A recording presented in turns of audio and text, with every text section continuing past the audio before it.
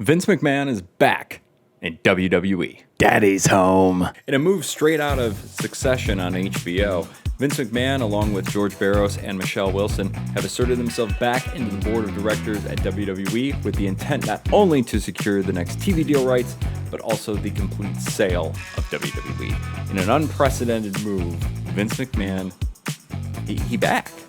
He just walked in the door.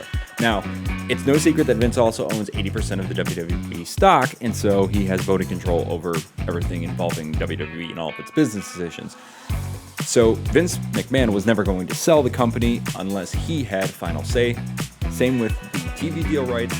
That's how he made it all work. He leveraged WWE out of its own hands in order for him to get himself back into the driver's seat. Now, the big news of all of this is who's going to buy WWE or who wants to buy WWE, and what does this mean for the future of WWE and the short term for WWE programming? Honestly, there's a lot of people out there that think that Vince is going to meddle and mess with all the creative and all of the matches and all the stuff that you see on TV. And you know something? You're absolutely right. Think of it like this. Say you've got a toy box, and say you want to sell these awesome toys, all of them together in one package to the highest bidder. You've got Power Rangers, you've got Ninja Turtles, you've got Barbie, you've got My Little Pony, you've got all of these awesome, cool toys that you are selling as a one big package deal to somebody.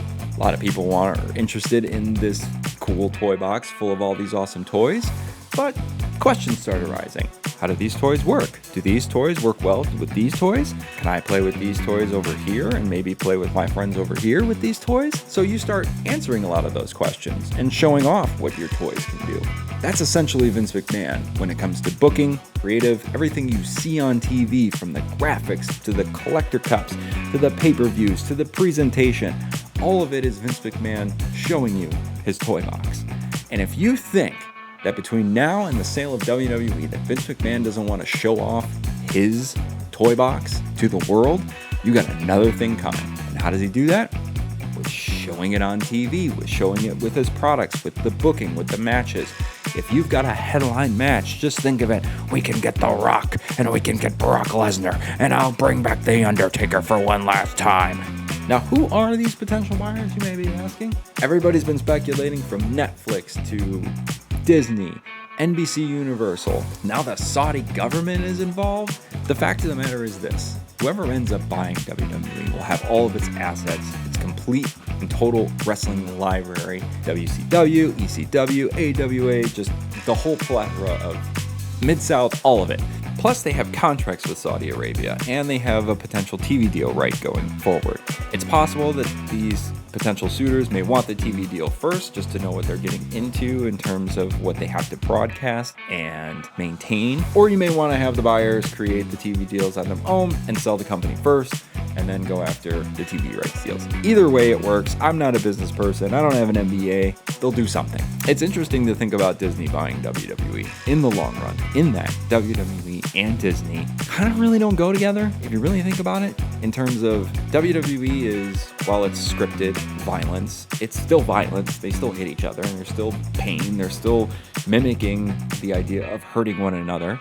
It is conflict, and while certainly there are other properties under the House of Mouse that involve those types of conflict, Marvel, Star Wars, it's still kind of, you get a little fantasy out of it. And I feel like with wrestling, they try too hard to be cutesy and kidsy, and it just doesn't work. So I don't know what Disney does with WWE. In fact, I don't think Disney keeps it alive for very long. I think it fizzles out, and you have the death of WWE after a while. NBC Universal is probably the best bet, in that they already house the WWE Network. They have an awesome relationship in terms of broadcasting Monday Night Raw and other programs that WWE has produced over the years on various networks that they have. It just sucks because you lose the Fox element, right? If you can't strike a deal with Fox, you lose that. World Series, potential Super Bowl commercials moving forward when Fox does TV rights with the Super Bowl and the NFL, the national championship, right? Fox Big Saturday, all the NFL games, like all that SmackDown advertisement. You lose that if you lose the Fox deal. That sucks. You need that. So honestly, I think NBC Universal works something out, maybe with Disney, because Fox, right? Don't they own Fox Network, or is that still Fox News Corp? Who knows? I don't know. Tell me in the comments if I don't know my networks right. Ultimately, Vince is back.